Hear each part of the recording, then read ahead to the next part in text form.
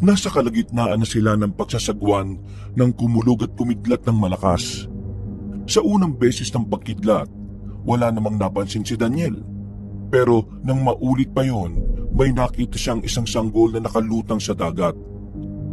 Agad na sinabi ng binata sa tiyuhin at tiyahin niya ang nakita niya.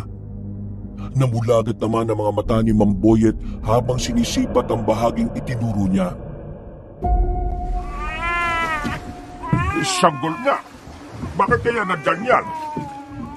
Baka mapano siya, Boyet. Iligtas ninyo ang sanggol na yan. Sigurado ako magiging pagkain siya ng mga pating dito sa dagat kung nagkataon. Mahirapan tayo, tiya. Isa pa po, baka pakawala yan ng mga aswang. Hindi tayo dapat magtiwala sa mga bagay na nakikita natin ng bihira sa karagatan. Naawa ako sa kanya. Hindi naman siguro siya pakawala ng mga aswang. At kung pakawala man ang sanggol na yan, sigurado na mararamdaman natin agad yun. Sandali. Susubukan kong kunin ang sanggol bago pa siya lamunin ng galit ng mga alon. Makukonsensya pa tayo kapag hinayaan natin yan eh. Tiyo, sasama ko na po kayo. Huwag na, Daniel. Bantayan mo na lang ang pagbabalik ko rito at kunin mo kagad sa akin ang sanggol. Kung yan po ang gusto niya, sige po. Mag-iingat ka, Boyet. Bilisan mo lang at baka bumigay ng bangka natin. Tumalon sa tubig si Mang Boyet at mabilis na lumangoy patungo sa kinaroroonan ng sanggol. Napako ang titig ni Daniel doon. At napaisip siya kung bakit nanatiling nakalutang sa tubig yon kahit pa na malalaki ang alon. Nagtayuan ang balahibo niya sa batok nang may kung anong ideyang pumasok sa kanyang utak. Tia Nora, ano kaya kung hindi nga karaniwang sanggol yung ililigtas natin? Ano ang ibig mong sabihin, Daniel? Paano po kung anak pala ni Diwatang Magwaya ng sanggol na yan? Isa pa po, baka siya ang dahilan kung bakit nagngangalit ang dagat sa ngayon eh. Hindi ko agad naisip yan ha. Teka, kung anak ni Magwaya ng sanggol, baka may gusto siyang iparating sa atin. Matagal na rin akong hindi nakapag-alay sa kanya. Kailangan mailigtas po muna natin ang sanggol. Sigurado na may rason kung bakit nandito siya. Yun eh, kung tamang hinala ko, tiya. Sa bagay, ayun, nakuha na ni Boyet. Pabalik na siya sa bangka natin. Daniel, dyan ka pumwesto sa bahagi kung saan siya dadaan. Dito naman ako sa parting ito para mabalanse natin ang sakayan natin. Sige po, Tia Nora. Ako po ang bahala. Kukunin ko po kagad ang sanggol at tutulungan si Tio kapag nakalapit siya rito. Sige, Daniel. Kailangan makaalis tayo rito. Baka mas lalala pa ang sitwasyon ng dagat na ito. Oo nga po. Sandali lang, Tia. Nandito na po si Tio Boyet. Boyet, ibigay mo ang sanggol kay Daniel. Umakyat ka na rin dito sa bangka, bilis! Ayan na, Daniel. Pakiabot muna itong sanggol. Siguradong nilalapit na siya. Sige po, Tio. Akin na yan at nang... Ay, hindi! Daniel, maawa ka! Iligtas mo ang tiyuhin mo! Boyet! Lumakas ang kabog ng dibdib ni Daniel nang makita niya kung paano hampasin ng malakas na alon ng tiyuhin niya na naging rason para maumpog ang ulo nito sa bangka. Sa takot na baka malunod si Mang Boyet, agad na ibinigay ni Daniel ang sanggol kay Aling Nora. Tumalon siya sa tubig at sinikap na iakyat sa bangka ang Tio Boyet niya. Napabuntong hininga siya at napaila mo sa mukha niya nang magawa na niya yun. Mas nataranta pa sila nang mapansin nilang malapit ang tumaob ang bangka nila. Walang ano-ano, naging kalmado ang dagat. Nawala rin ang pagkulog at pagkidlat. Minabuti ni na Daniel na ipagpatuloy ang pagsagwan para makarating sa tabing dagat. Maraming salamat, Diyos at mga diwata. Teka, bakit kaya biglang naging kalmado ang dagat? Hindi ko po alam. Hindi kaya may kinalaman ng sanggol na yan, Tia? Uy, si Tio Boyet, bumalik na palang ulirat niya. Ano nangyari sa akin? Bakit nakakita ko ng isang babae na may mga batok sa katawan at may dalang sibat? Ano pong ibig niyo sabihin, Tio Boyet? Hindi ko maintindihan eh. May nagpakita sa akin na isang babae.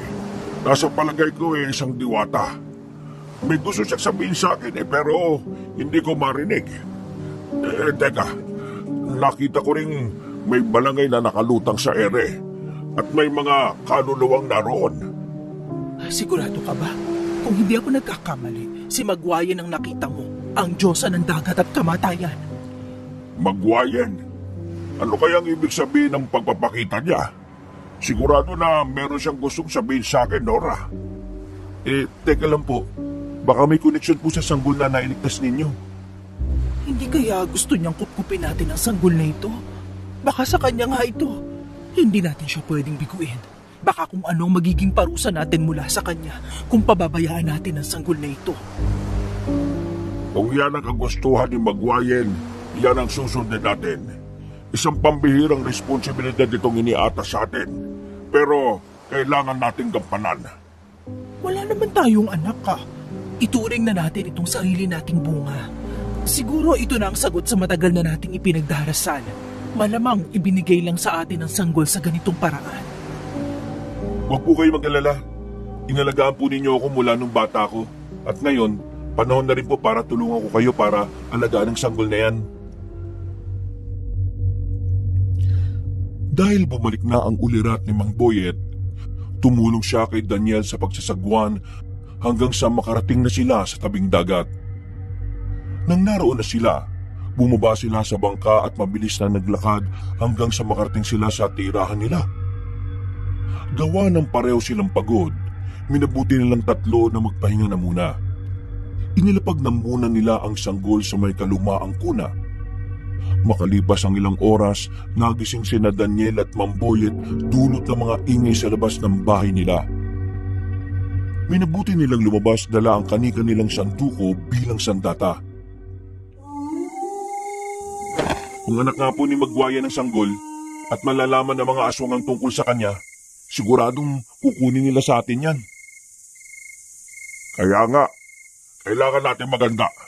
Una, hindi natin alam kung ano ang misteryong bumabalot sa sanggol na yan. At hindi rin natin alam kung sino pang magiging kaaway natin. Oo nga po, Tiyo Boyet. Hindi rin natin alam kung kakampi ba natin si Magwayen eh. Mamaya, papaparusahan pala tayo sa ginawa natin. Huwag ka maglala. Bukas, mag-aalay tayo sa kanya. Magsasagawa kami ng ritual ni Nora.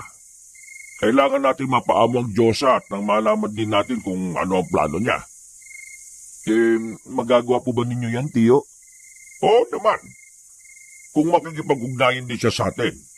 Pero kung hindi, wala tayong magagawa dyan. Gawin na lang natin ang dapat. Alagaan natin ang sanggol sa abot ng ating makakaya. Natigil sila sa pakikipagkwentuhan nang makarinig sila ng mga lagatik ng sanga sa hindi kalayuan. Sa tulong ng liwanag ng buwan, nakita nila ang dalawang naglalakihang aso na naglalakad habang nakatitig sa bahay nila. Sinipat ang mabuti yun ni Daniel hanggang sa mapansin niya ang nagbabagang mga mata ng mga nilalang. Tiyo, mukhang mga aswang ang mga yan ah. Ano pong gagawin natin? Halika, itataboy natin sila. Baka maamoy pa nila ang sanggol at kung ano pang gawin nila. Hindi dapat malaman ng mga aswang na may nakuha tayong sanggol. Baka gamitin nila yon laban sa atin. Sige po, tara na. Tsak na may kung anong pakay mga yan dito sa atin eh. Tama ka. Ihanda mo na lang ang sarili mo. At kung susugod sila sa atin... sandali. Tumigil ka muna. Napalingon sila sa atin eh. Nakita na nila tayo. Ayun po. Tumakbo na yung mga naglalaki ang aso. Siguradong tatakas na sila. Habulin po ba natin sila? Oo, tayo na. Kailangan masiguro natin na nakalayo na sila. Sige po. Ayun, patungo sila sa dalampasigan. Teka, nagpalit po sila ng anyo. Ang mga naglalaki ang aso, naging mga ibon na.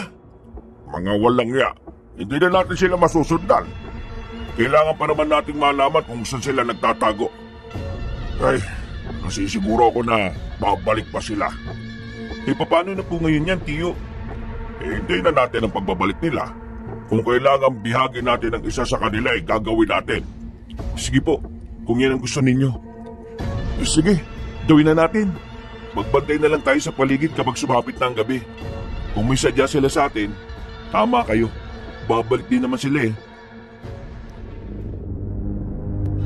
Nang wala ng presensya ng mga aswang, nagkasundo ang magtsuhi na bumalik sa loob ng bahay. Saktong pagpasok nila, nagising din si Aling Nora para umihi. Napakunot noo siya nang makita ang dalawa at agad na nag-usisa kung bakit lumabas sila. Nasa kalagitnaan sila ng pag-uusap nang mapansin nilang nagising ang sanggol. Sigurado ako na nagugutom o nauuhaw yan. Mabuti na lang talaga at may mga damit ng sanggol tayo rito, ano?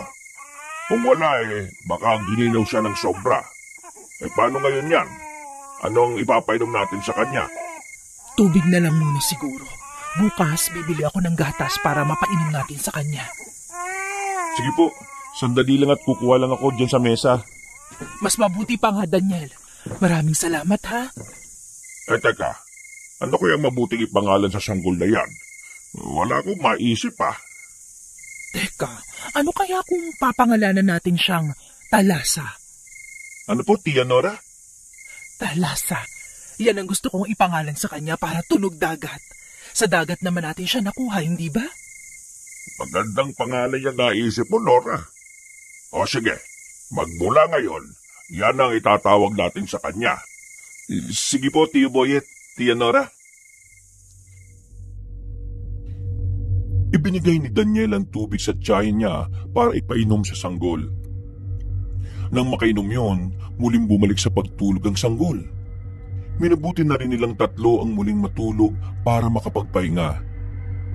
Kinabukasan, pagkagising nila, nataranta silang tatlo nang malamang wala sa kuna si Talasa.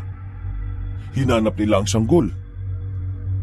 Hanggang sa may marinig silang ingay ng tubig na animoy hinahalukay sa isang batya. Mukhang naglalaro siya sa batya ng tubig. Halika kayo. Sigurado ako na si Talasa yan. Oo nga po. Tara na. Baka kung malunod pa po siya, kung hindi natin kagad may aahon sa tubig. Ha? Mukhang malabo yata yung iniisip ninyo. Hindi nga siya nalunod sa dagat sa batya pa kaya. Sabagay nga po, Tio Boyet. May punto naman po kayo. Teka, ayun nga po siya oh. Hindi. Baliwala lang sa kanyang lalim ng tubig sa batya. Aba, kahanga-hanga ang sanggol na yan, Nora. Bilis! Boyet, bilis! Kunin mo siya! Ay, parang ako mamamatay sa kaba dahil sa ginagawa niya eh. Nagmamadaling kinuha ni Mang Boyet ang sanggol na nooy nakangiti pa sa kanila. Maging si Daniel, hindi rin naitanggi ang paghanga kay Talasa. Pinunasan nila ng tuwalya ang katawan ng sanggol at ibinalik yun sa kuna. Nagpasya na rin silang tatlong mag-agahan at matapos yun, nagkanya-kanya na sila ng pag-aasikaso ng mga nakabinbin nilang gawain. Umalis si Aling Nora para bumili ng gatas. Daniel, maiwan ka na muna rito sa bahay Pakibantayan na lang si Talasa. Baka mamaya gagapag na naman siya palabas ng kuna at lulublob sa batya. Bakit, Tio? Saan po ba kayo pupunta? Sa kaibigan ko. Ibebenta ko sana sa kanya yung mga natuyo na nating isda Hindi naman natin yan mauubos kung kukonsumuhin lang natin. Sabagay po. Marami-rami na rin po yun Ewan ko nga lang po kung ilang kilo. Basta, nung hanguin ko yun sa pinagbilaran natin, ilang karton na rin ang nalagyan ko. Sige. Ihiram na lang din ako ng timbangan para malaman natin kung gaano yung kabigat. Siya, pakibantayan si Talasa Opo, Tio Boyet. Ako na pong bahala sa kanya. Salamat, Daniel. Sige na't mauna na ako. Nang makalis na si Mang Boyet, minabuti na Daniel na puntahan ng sanggol na nasa kuna. Naupo siya malapit doon at minutyagan niya si Talasa. Nakaramdam siya ng kakaibang kilabot habang pinagmamasdan ng sanggol. Pero batid niya sa sarili niyang hindi naman siya kinakabahan. Nasa kalagitnaan siya ng pagmamasid sa sanggol nang makarinig siya ng yabag na patungo sa tapat ng pintuan. Hindi na sana niya papansinin yon, pero may narinig siyang boses ng isang matanda. Sandali lang. Nariyan na po ako.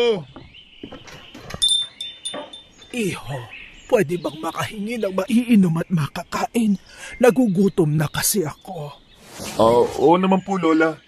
Sandali lang at kukuha ko. Ay, siya nga pala. Halina muna kayo dito sa loob ng bahay. Salamat. Anong pangalan mo? Ako nga pala si Maggie. Pasensya na sa abala, ha? Wala pong problema. Ako nga po pala si Daniel. Halina po kayo, Lola. Dito po, maupo na po muna kayo. Salamat talaga, Daniel. Akala ko wala na ako mahihinga ng pagkain at inumin. Kumuha ng pagkain at inumin si Daniel. Pagkabalik niya, nakita niyang matanda na nakatitig sa sanggol na nasa kuna. Panandalian siyang natigilan at pinagmasdan na muna si Lola Maggie. Ilang sandali pa, nagpalinga-linga ang matanda. Tumayo siya saka lumapit sa kuna. Nung akmang susubukan nitong kargahin ng sanggol, binilisan ni Daniel ang paglalakad palapit doon.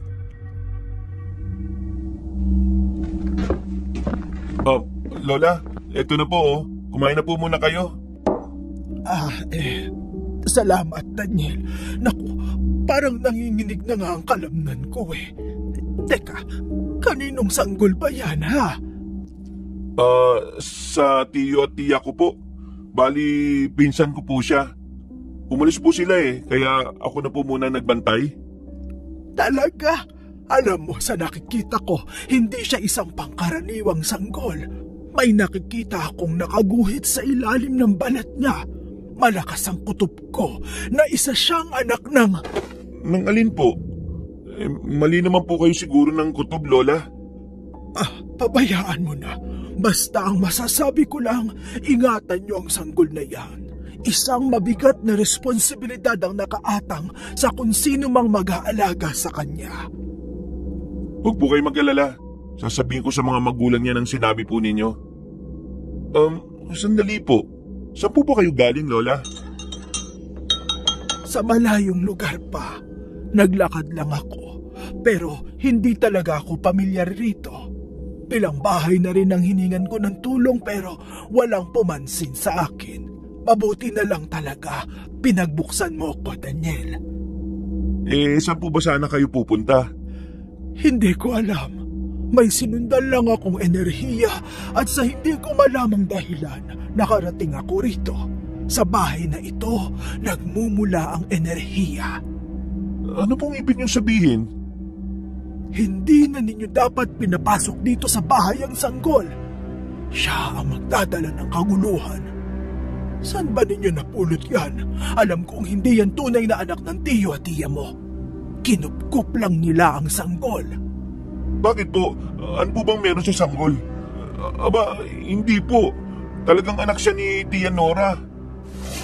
Huwag ka nang magmaang-maangan pa, Daniel. Akin na ang sanggol.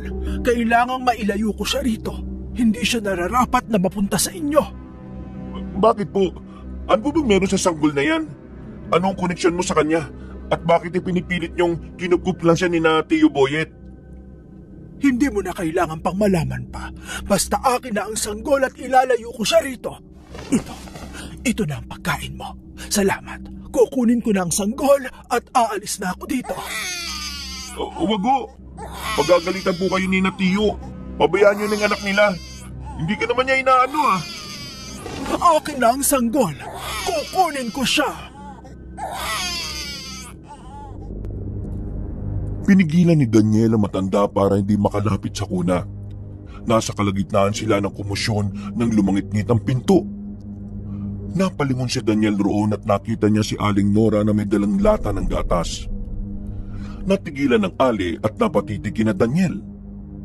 Agad siyang nag-usisa kung ano ang nangyayari. At nang sabihin niyo ng binata, nagmadaling umalis si Lola Maggie.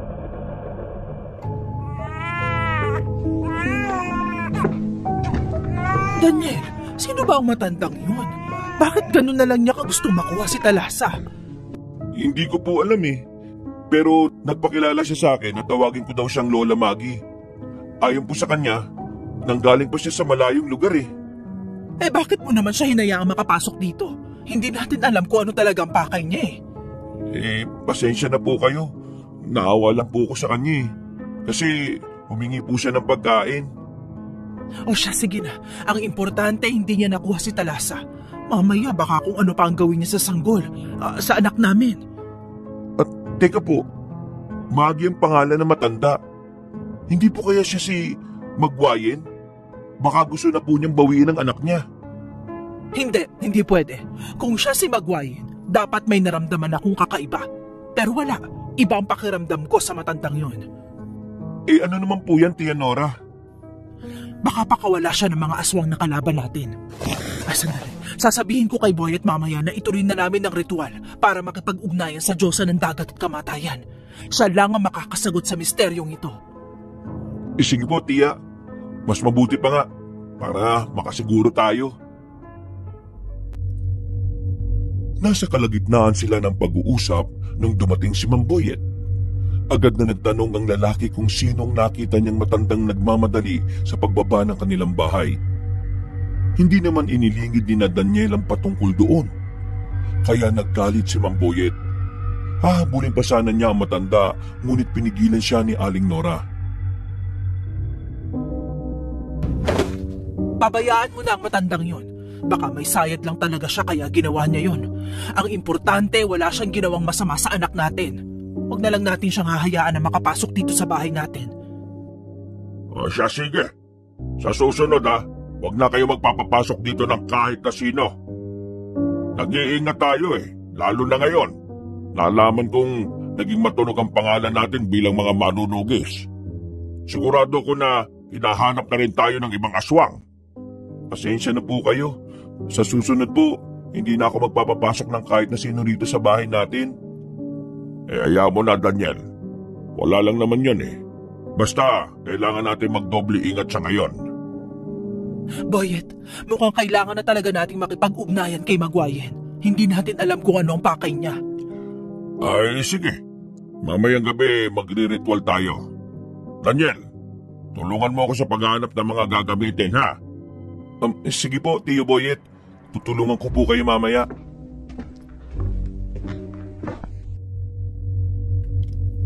Minabuti nilang tatlo na mananghalian na muna. Nagtimpla na rin ng gatas si Aling Nora at ipinainom yon sa sanggol. Nagtaka sila kung bakit hindi yun umiinom.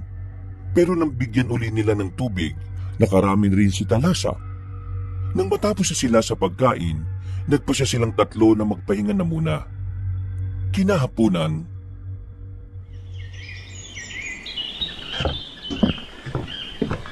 Ito, Daniel.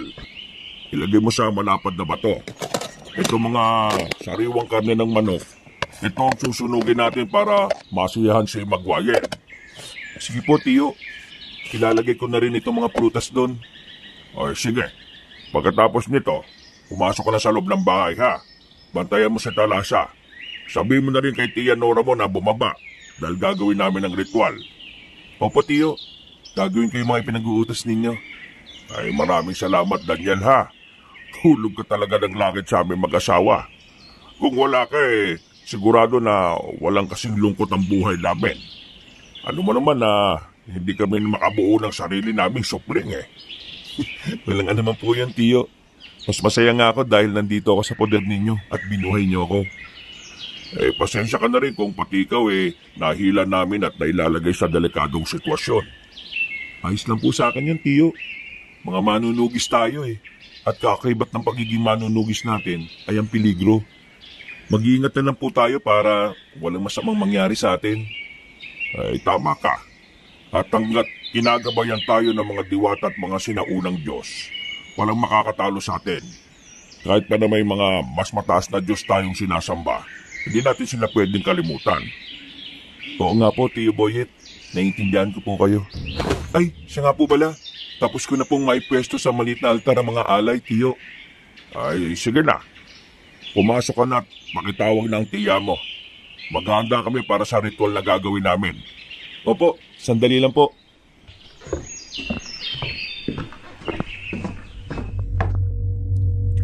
Pagkaakyat ni Daniel sa kanilang bahay, agad niyang sinabihan si Aling Nora na ipinatatawag na siya ni Mang Boyet. Hindi naman nag-aksaya ng panahon ng Ali at nagmadali na siyang bumaba. Pagsapit ng takip silim, napasilip na lang si Daniel para saksihan ng ritual na gagawin ng mag-asawa. Nasa kalagitnaan siya ng panonood sa ginagawa ng mag-asawa nang makaramdam siya ng antok. Sinubukan niyang labanan yon, ngunit hindi niya magawa. Nang lumaon, tuluyan siyang nilukob ng antok. At nagising siya nang yugyugin siya ni Mang Boyet. Hoy, Daniel, napasarap yata ang tulog mo ha. Oo nga po Hindi ko alam kung bakit bigla akong inantok Bakit? Siguro, nanood ka ng ritual namin ano? Ano pa nga ba? Dito nga siya nakatulog sa tapat ng dingding Ayan no, kitang-kita ang siwang. Malamang, sumilip siya dyan. Paano po naman ninyo nalaman, Tia Boyet, Tia Nora? Alam mo kasi Daniel, talagang aantukin ka sa ritual namin. Aba, hindi basta-basta magpapakita si Magwayan kapag gising ka. Kaya nga kalahating tulog at kalahating gising kami kapag nagre-ritual Yun nga lang, hindi nagparamdam sa amin si Magwayan. Bigo naming makausap siya, Daniel. Bakit naman po kaya? Hindi namin alam. Yan lang ang problema. Kung makakausap sana namin siya, baka magkaroon ng kasagutan ng mga tanong natin patungkol sa sanggol na kinupkup natin. Hindi bale. Sa pagbilog ng buwan, susubukan natin ulit. Sana sa pagkakataong yun maging matagumpay na ang pakikipag-ugnayan natin sa kanya.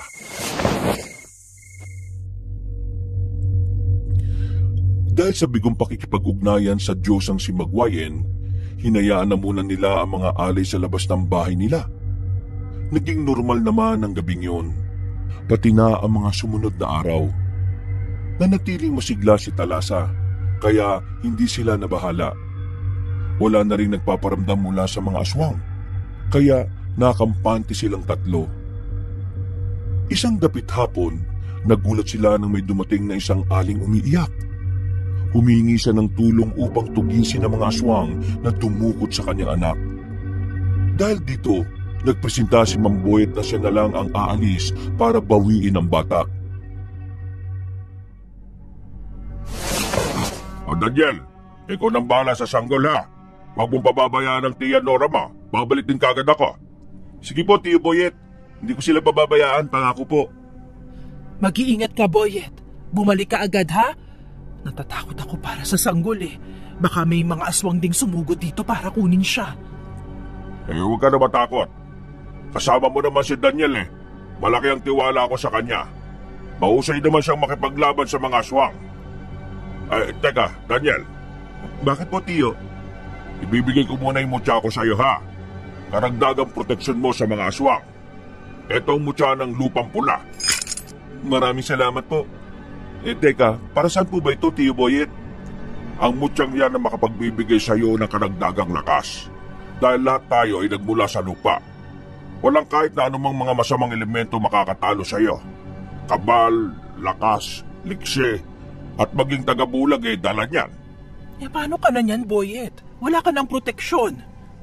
Wag mo akong intindihin. May iba pa naman akong tangan Binigay ko lang yan kay Daniel dahil alam kong makakatulong yan sa inyo. Sige na. Aalis na ako at kailangan ko pang alamin kung saan dinala ng mga aswang yung bata. O sige, basta mag-iingat ka ha, Boyet.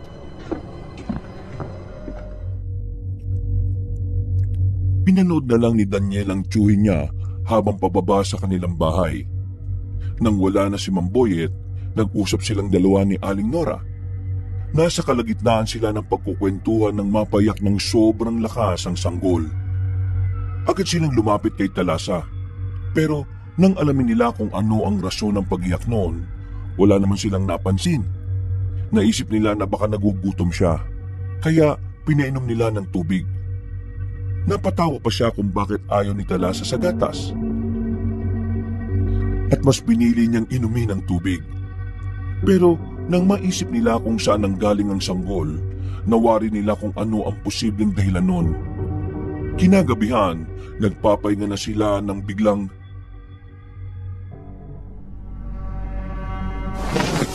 Daniel, Hindi maganda ang kutob ko.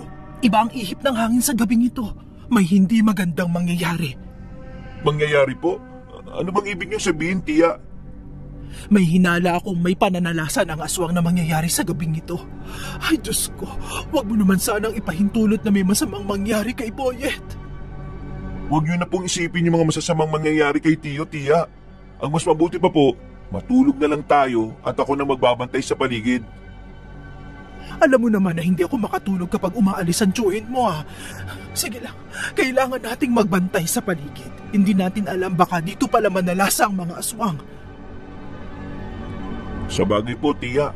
Kailangan din nating bantayan si Talasa.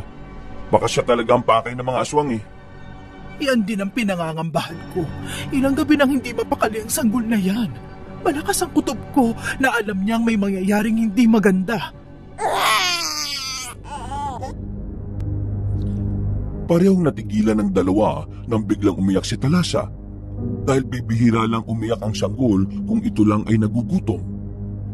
Pero kakapainom pa lang nila ng tubig sa bata. Kaya nabahala silang dalawa. Kinarga ni Aling Nora ang sanggol. Samantalang si Daniel na may napasilip sa bintana. Nasa kalagitnaan siya ng pagsilip sa labas nang may mapansin siyang gumagalaw. Nung una, inisip niyang baka aso lang yon o pusang naliligaw. Pero nang makarinig siya ng paghuni ng tiktik, nagsita-asa ng mga balahibo niya sa batok. Tiya, mukhang may aswang sa labas ng bahay. Anong gagawin natin? Magmatsyag muna tayo. Kung talagang susugod sila rito, wala tayong magagawa kung hindi ang labanan sila. Kahit na anong mangyari, poprotektahan natin si Talasa. Opo, tiya. Teka, mas mabuti po siguro kung bababa muna ako. Titingnan ko lang kung ilan sila. Huwag na. Dito ka lang sa loob ng bahay. Huwag muna tayo magpakita sa kanila. Tumahan na rin naman si Talasa kaya iisipin nilang walang tao rito. Pakipatay na lang ang gasera, Daniel. Masusunod, tiya. Pero paano po kung narinig na pala nila ang iyak ni Talasa?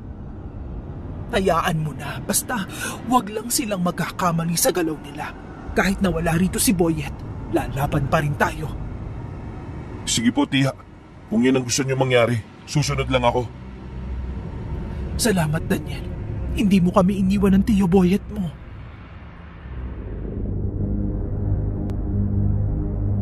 Napatago si Daniel sa winikan ng tiyahin niya. Saktong pagkaihip niya sa ningas ng gasera, kumalubog ng malakas ang bubong ng bahay nila. Naramdaman din nila ang mahinang pagyanig habang may nauulinigan silang kaluskos sa mga tingding. Alam ni Daniel na mga aswang ang may gawa nun, kaya nabahala siya.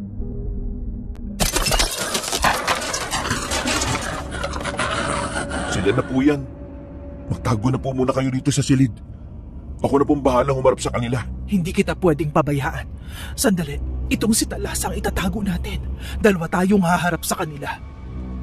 Paano naman po ninyo may tatago yung sanggol na yan? Ito, itim na tela. Kakargahan ko lang ng orasyon para sa tagabulag para hindi siya makita at maamoy ng mga aswang. Ako na po magtatalokbong yan kay Talasa. Sige, mas mabuti pa nga. Kukuha lang ako ng itak na panlaban sa mga yan. Pakikuha na lang din po yung sanduko ko, tiya. Sige, Daniel. Sandali lang.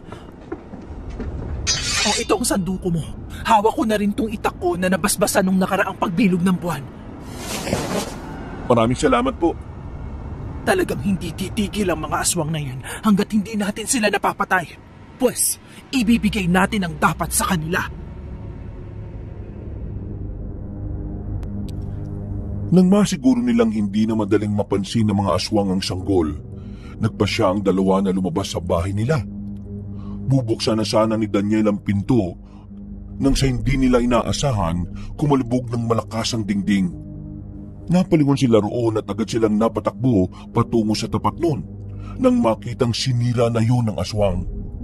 Tumambad sa kanila ang dalawang nilalang na may nagbabagang mga mata at ang ngisi habang nakatitig sa kanila.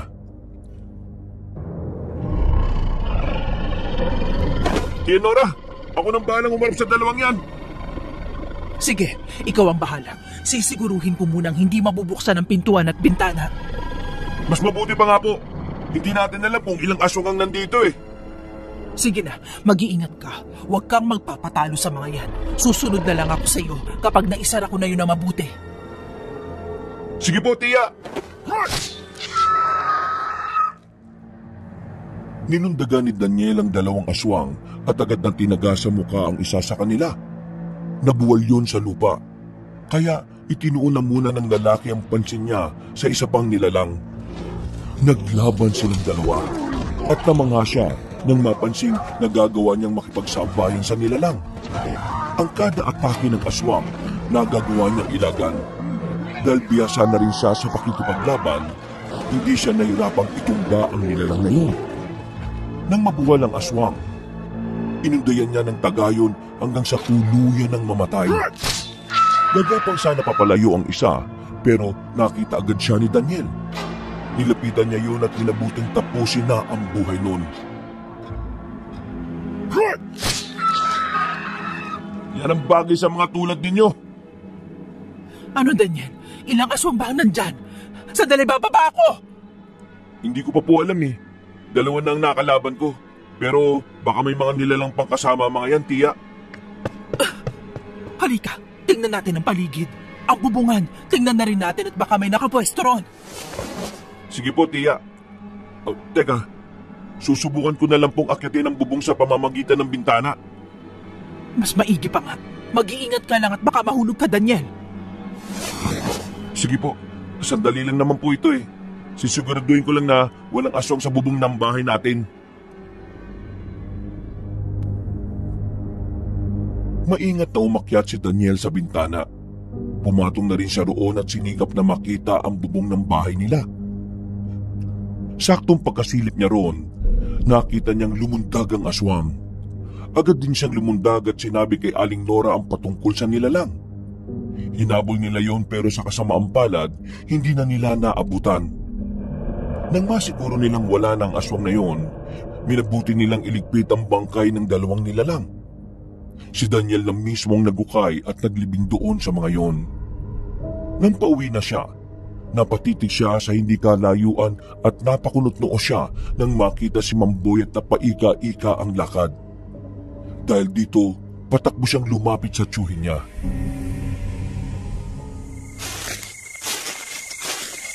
Iboyet, ano po nangyari sa inyo? Bakit duguan kayo tinangina? Alalaya mo na muna ako, Daniel. Aray, dahan-dahan lang at masakit ang buong katawan ko. Sige po, pagkapasok sa bahay, gagamutin ko po kayo. Bakit po? Ano po bang nangyari?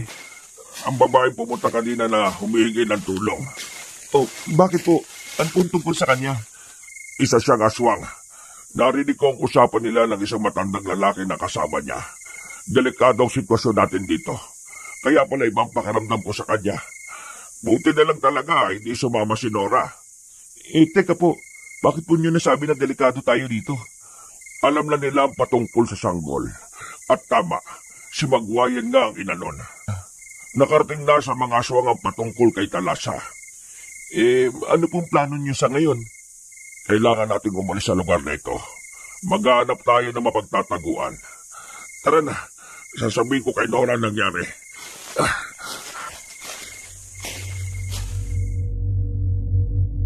Inalalayan ni Daniel si Mamboyet hanggang sa makarating sila sa bahay nila. Pagkakita ni Aling Nora sa asawa niya, taranta siyang kumuha ng gamot. Nang ginagamutan niya ang galos ni Mamboyet, nagkwento naman ng lalaki patungkol sa naging inkwentro niya sa mga aswang. Nanatili na lang si Daniel sa tabi ng dalawa habang nakikinig sa pag-uusap nila. Kung hindi lang sana nila ako pinagkaisahan, baka naubos ko pa sila. Pero may nabanggit sa akin ng isang aswang. Ano naman yun, Boyet? Ang sanggol. Siya ang anak ni Magwayen. Tama ang hinala natin. Gusto nilang kunin si Talasa para gamitin laban sa Diyosa. Yan ang hindi natin papayagan. Ipinagkatiwala sa atin ng sanggol, kaya dapat ingatan natin siya at proteksyonan. Tama ka dyan. Bahala na. Alam ko na kung darating ang araw na malalagay tayo sa alanganin hindi naman siguro tayo pababayaan ni Magwayen. Hindi ba? Ano nang gagawin natin? Hindi ka ba nasundan ng mga aswang? Yan pa ang iniisip ko. Gusto ko sanang umalis dito sa Layon. Alam na ng mga aswang ang patungkol kay Talasa at natuntun na rin nila ang bahay natin. Kung yan na makabubuti para sa anak ni Magwayen at para na rin sa atin, yan ang gagawin natin, Boyet. Sige, ngayon mismo, maganda tayo ng mga damit na dadali natin. May alam akong abandonadong kubo sa gubat. Mas mabuti siguro kung doon muna tayo. Hindi tayo madaling matutuntun doon. Meron ding bukal doon, kaya may mapagkukunan tayo ng tubig. Sige, pero mas mabuti siguro kung ipagpabukas na natin. Magpahinga ka na lang muna, Boyet. Napatango si Mang Boyet. Noon din, inihanda ni na Daniel at Aling Nora ang mga damit na dadalhin nila. Pagkatapos nito, nagmatsyag ang binata sa paligid. Hindi niya naalis sa sarili niya ang pangamba na baka mayroong pang susugod na aswang sa kanila. Natulog na lang siya sapagkat kampante na siyang wala ng aswang na aatake sa kanila. Kinabukasan, Ano? Handa na ba kayo? Tara na. Daniel, pakisiguro na hindi mapapasok ng mga magnanakaw ang bahay natin, ha? Pakisara na lang ng maayos ang pinto at mga bintana. Opo, masusunod po, Tiyo. Ang mga sandukot itak ninyo, dalaban ninyo. Kailangan may panlaban tayo. Hindi lang sa mga aswang, kundi pati na sa mga mababangis na hayop doon sa gubat. Oo, Boyet. Sukbit ko na ang itak ko at may sanduko na rin sa Daniel. Tama po si Tia Nora, Tiyo. Ayan, naisara ko na po ng maayos ang pinto at mga bintana. Pwede na po tayong umalis. Tara na. Kailangan hindi tayo abutan ng dilim sa paligid. Tama ka. Mas mabuting makarating tayo sa gubat na yun bago pa man gumabi. Baka mamaya, harangan pa tayo ng mga aswang sa daan. Teka, ano ba talaga ang pakay nila sa sanggol na to? Baka gustong gamitin ng mga aswang ang sanggol para mabihag ang Diyosa ng dagat at kamatayan. Sigurado na may mas mahalagang pakay sila sa kanya. Kung ganon, kailangan nating maproteksyonan si Talasa. Sige na, bilisan na natin ang paglalakad. Huwag na tayo magkwento sa ibang kanayo natin kung saan tayo pupunta.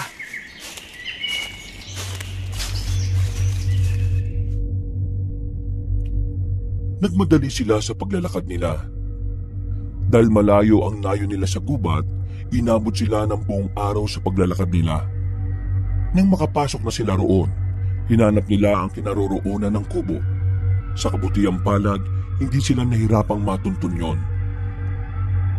Pumasok sila roon at napangiti ng mawaring wala pang gaanong sira yun kahit na inabandona na. Hinayaan ni na Daniel at Mang Boyet si Aling Nora na magpahinga. Maimbing na rin ang tulog ni Talasa kaya hindi na nila ito ginising. Minabuti na rin ang magtsuhi na gumawa ng siga sa labas upang may liwanag sa paligid nila kahit na papaano.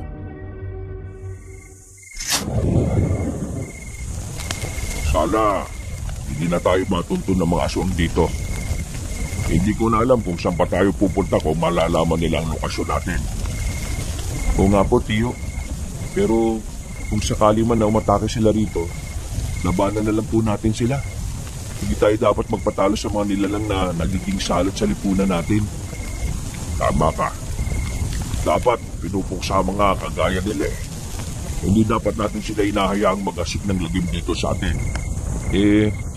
Ano na po ang plano nyo kay Talasa? Paano po kung bawiin na siya ni Magwayen? Hindi ko pa alam, Daniel. Kung ako lang, isusoli ko yung sanggol na yun . Pero hindi ko alam kung anong desisyon ng Tia Nora mo. Kahit ako, napalapit na rin sa akin si Talasa. Sa akin man. Pero kung mas makabubuti sa kanya ang sumama kay Magwayen, hindi na niyo dapat na ipagkait yun, di ba? Oo, may punto ka. Pero wala kaming anak . At nabigyan kami ng pag-asa nang dumating si Talasa sa buhay namin. Kahit na hindi man siya dumasa sa sinapupunan ni Nora, pwede naming ituring na anak siya.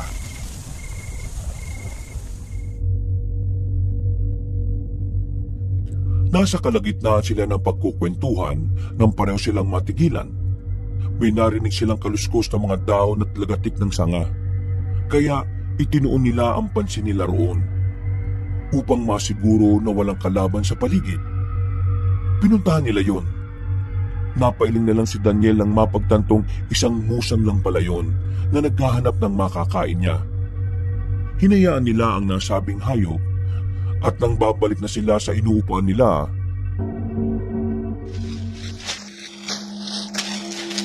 Daniel, may iba pang gumagalaw ron, oh.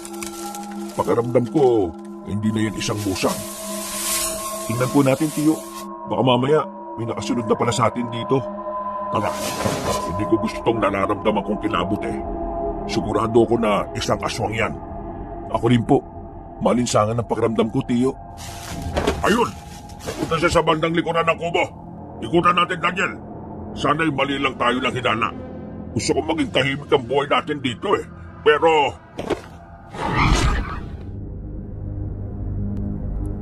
Hindi na naipagpatuloy ni Mamboyet ang sasabihin niya. Nakita nila ni Daniel na isang aswang nga ang papunta sa likod ng kubo. Pagkakita nila sa nilalang, sinugod agad nila ito. Tatakas pa sana ang aswang pero bago pa man siya makalayo, naabutan na siya ng dalawa. Dahil wala nang mapagpipilian ng nilalang, nakipaglaban siya kina Daniel. Hindi naman siya binigyan ng pagkakataon ng dalawa para masaktan sila. Sa pamamagitan ng kanilang kakayahan, naging madali sa kanila ang pagtalo sa nilalang.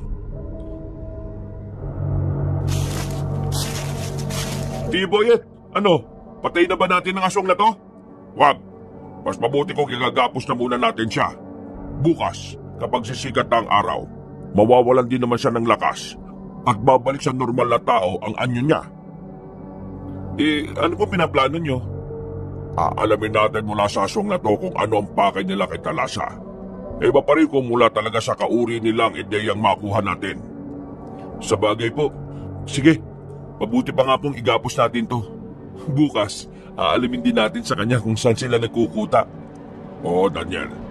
Kung ang pagsugod sa kanila ang magiging rason para maging tahimik ang buhay natin, ay gagawin natin. Sang-ayon po ako sa inyo, Tiyo.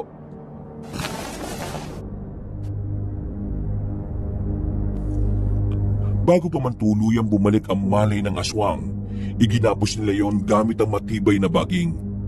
Pinaluputan din nila ng makabuhay ang katawan nun para hindi na makapalagpa.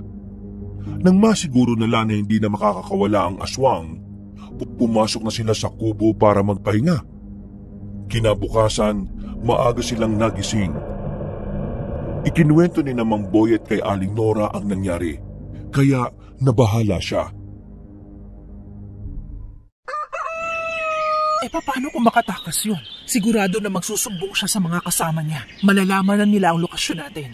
Sana hinayaan nyo na lang siya, Boyet. Kung hinayaan namin siya, malalaman pa rin niyang nandito tayo. Isa pa, baka kung ano pa ang gawin niya sa inyo ni Talasa kagabi. Boyet, tara na.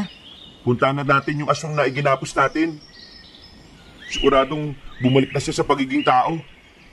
Sasama ako sa inyo. Tayo na.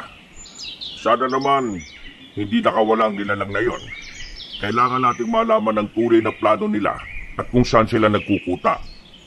Tayo ang susugod sa kanila para matigil na ang lahat ng ito. Susugod? Inilalagay lang natin ang sarili natin sa kapahamakan kung ganon.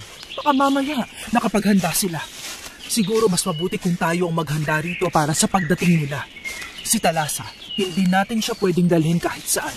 Baka mamaya maisahan pa tayo ng mga aswang na yun eh. Sa bagay po, may punto naman po si Tia Nora, Tiyo.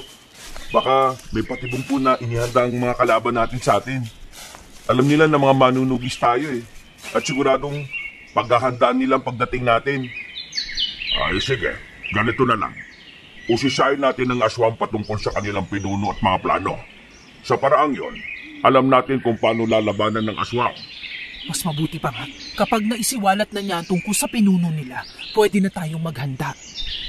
Paliligilan natin ang mga patibong kubong ito para hindi sila madaling makalapit. Maghahanda na rin tayo ng mga sibat na kawayan para kahit malayo pa lang sila, magagawa na natin silang labanan. Maganda yung naisip mo, Daniel. Sige, yan ang gagawin natin.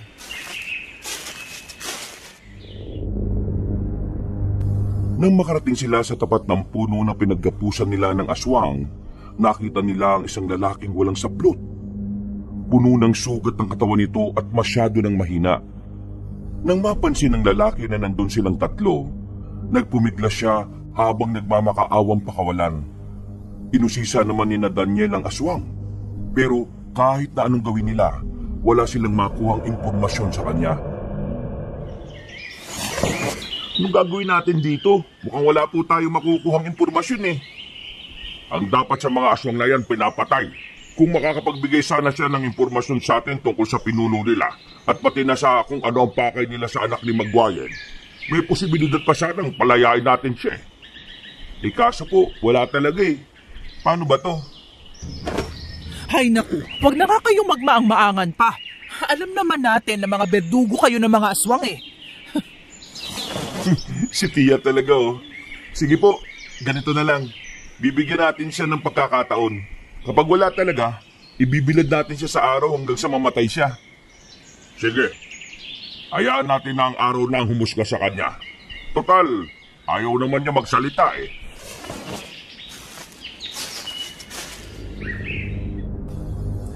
Ilang beses pa nilang kinumbinsi ang lalaking nakagapos.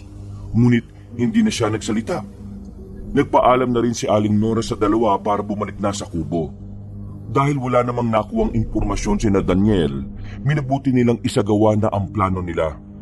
Sobrang hina na ng lalaki, kaya hindi na siya nakapanlaban pa. Inihiga nila ang lalaki sa malaking bato kung saan natatamaan ng sinag ng araw. Iginapos nila yon ng mahigpit upang hindi makawala. Dahil malayo naman yon sa kubo kung saan sila nananatili, alam nilang hindi sisingaw roon ang nakakasulasok na amoy ng bangkay ng lalaki kung sakali. Diyan ka na mamamatay. Kahit na anong gawin mo, hindi ka na makakatakas. Dapat lang naman sa tulad niya kamatayang yan eh, hindi po ba? Siguro marami na siyang nabiktimang tao. Tara na, bumalik na tayo sa kubo. Sige po, hayaan na natin ang lalaking yan. Wala naman tayo mapapala sa kanya eh. Tama ka. Ang gawin na lang natin, maganda tayo sa pagdating ng mga aswang. Hindi malabo na matuntun nila tayo rito. Ang pinagkaiba lang ng nasa nayon pa tayo, marami pang posibleng madamay.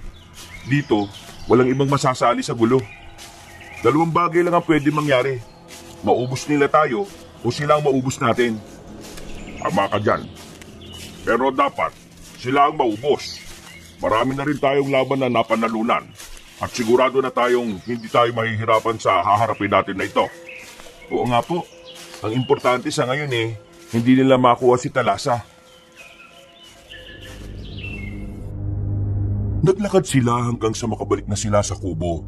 Nang nandoon na, sinabi nila kay Aling Nora ang magiging plano nila. Hindi naman sila pinigilan ng Ali. At nagbigay na rin siya ng mga suhestyon para madali nilang matalo ang mga nilalang na naghahangad na makuha si Talasa.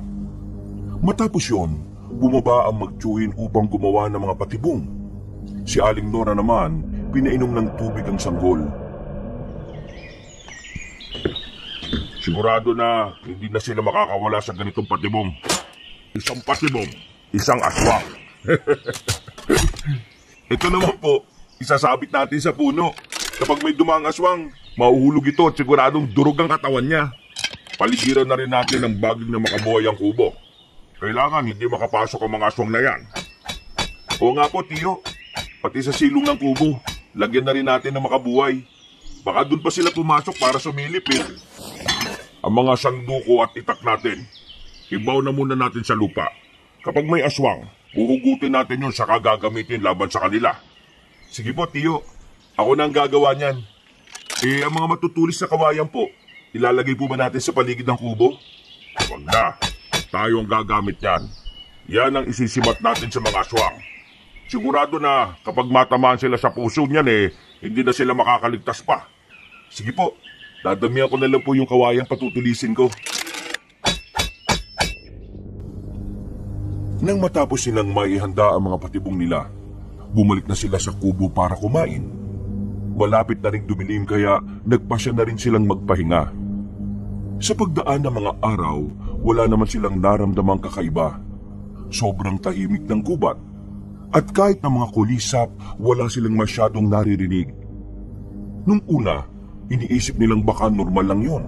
Ngunit nang napapadalas ang pag-amoy nila ng malansang samyo ng hangin, nabahala sila para sa gagawing pagsugod ng mga aswang. Nora, matulog ka na. Malalim na ang gabi, oh. Hindi ako makatulog eh. Nag-aalala ako. Baka sumugod dito ang aswang at kunin nila si Talasa sa atin. Wala po tayong dapat na ipangamba, Tiya. Magbabantay naman kami ni Tiyo sa paligid eh. Hindi kami papayag na may mga aswang na makapasok sa kubong to. Tama ang pamangkin mo. Sige na, Nora, matulog ka na. Kapag umiyak naman si Talasa, hindi ka gaanong nakakatulog. Ngayong mahimbing ang tulog niya bumawi ka na rin. Sige, basta kapag may kakaiba sa paligid, gisingin niyo agad ako ha? Oo na. Basta matulog ka na at kami na ang bahala. Sige, matutulog na ako. Nang nakatulog na si Aling Nora, nagpasya sina Daniel na bumaba sa kubo. Nagmatsyag sila sa paligid. At napagtanto nilang mas malansa ang simoy ng hangin ng gabing yun. May narinig din silang alulong ng mga aso sa malayo. Kaya napagpasya nila na rumonda sa loob at sa labas ng gubat. Nagdala na rin sila ng sulo dahil hindi gaanong lumulusot ang liwanag ng buwan sa kakahuyan. Nasa kalagitnaan sila ng pagroronda na may marinig silang may mabibilis na yabak. Iyo, mukhang may mga kalabang paparating ha. Umiinit yung mutyang tangan ko eh. Sa akin din. Sigurado na sila na yan. Kung naisa nila ako dati, hindi na ako papayag na gawin ulit nila yun sa akin. Ano po, babalik na po ba tayo sa kubo? Huwag na muna. Kung mga aswang nga yan, haharangan natin sila para hindi sila makalapit doon. Sige, ganito. Bumalik ka sa kubo, gisingin mo ang tiyan Nora mo, at balaan mo sila patungkol sa mga aswang. Sige po, sasabihan ko na rin po siyang maganda para sa pagdating ng mga aswang. Oo, sabihan mo rin siyang siguraduhin ang kaligtasan ni Talasa, ha? Bumalik ka kagad dito, at haharangan natin ang mga nilalang na yan. Napatango si Daniel sa tiyuhin niya. Kahit nakakaunting liwanag lang ang tumatama sa kanilang pwesto, minabuti pa rin niyang tumakbo para mabilis siyang makarating sa kubo kung saan sila nananatili. Saktong nagising naman si Aling Nora dahil sa pag-iyak ni Talasa, kaya hindi na siya nag-alinlangang sabihin ng pinapaabot na mensahe ni Mang Boyet. Sige na, ako na ang bahala rito, Daniel. Sige po, Tiya. Kapag po kailangan niyo ng tulong, sumigaw lang kayo kagad at babalik po kami rito. Sasalubungin po namin ang mga aswang. Mag-iingat kayo. Huwag mong pababayaan ang tiyuhin mo, ha? Sige na, bumalik ka na sa kanya at baka nandun na ang mga aswang. Sige po, Tiya. Mauna na po ako sa inyo, ha? Pagkawika niya, agad siyang tumakbo pabalik sa Tiyo Boyet niya. Hanggang papalapit sa roon, nakarinig siya ng mga pag-angil at maging ng pagsigaw ng tiyuhin niya. Alam niyang nagkaroon na ng sagupaan, kaya hinugot na rin niya ang sanduko niya mula sa kaluban nito. Saktong pagkarating na roon, nakita niyang nakikipaglaban si Mang Boyet sa tatlong aswang. Dahil dito, inatake niyang isa sa kanila at agad na pinatay. Ibabaling na sana niya ang pansin niya sa isa pang nilalang, pero nagawa na nitong itumba ang tiyuhin niya. Hanapin natin ang iba pa. Dali natin sila sa bahagi ng gubat kung saan may inilagay rin tayong patibong. Tara! Sige po, Tiyo. Doon sa bahagi papunta sa bundok. May mga naririnig akong ingay doon eh. Sige, dumiretso tayo ron. Maging alerto ka lang, ha? Gabi ngayon at hindi natin alam kung anong kayang gawin ng mga aswang sa atin. Opo, Tiyo. Baka kung makapunta pa sila sa kubo eh. Yan ang iiwasan natin. Panghuling proteksyonin ng Nora ang patibong na nakapaligid doon. Kapag nakapalag sila ron, palalagay sa panganib ang tiyahin mo, pati na ang anak ni Magwayen. Iliis na lang po natin ang atensyon ng mga aswang. Sige, yan ang gagawin natin. Tayo na. Daniel, diretso tayo sa bahagi kung saan mayroong mga ingay, ha? Sige po, tara na po. Tumakbo silang dalawa para puntahan ang pinagmumulan ng ingay. Habang papalapit sila roon, mas lalo ring uminit ang pakiramdam ni Daniel. Alam niyang papalapit na sila sa mga aswang, kaya Inihanda na nila ang mga sanduko nila. Walang ano-ano, nakarinig sila ng pag-angil. Parehong natigilan na magtsuhin at nang mapatitig sila sa unahan nila, nakita nila ang napakaraming mga mata na nagbabaga. Boyet, mga aswang po mga yan. Nakikita na nila tayo. Kaya nga, sige, hintayin natin umatake sila sa atin. Saan na tayo tatakbo? Patungo sa bahagi kung saan natin inilagay yung mga patibong natin. Sige po. Ayan, papasugod na po sila rito sa pwesto natin, Tiyo. Ano bang hinihintay natin? Tumakbo na tayo papunta sa mga inihandang patibong natin. Saksiyan natin ang pagkamatay ng mga aswang na yan. Sige po, Tiyo. Tara na. Huwag mo nang likonin ang mga yan, ha? Sige na. Mas bilisan pa natin ang pagtakbo. Mukhang mas mabilis sila kaysa sa atin, eh.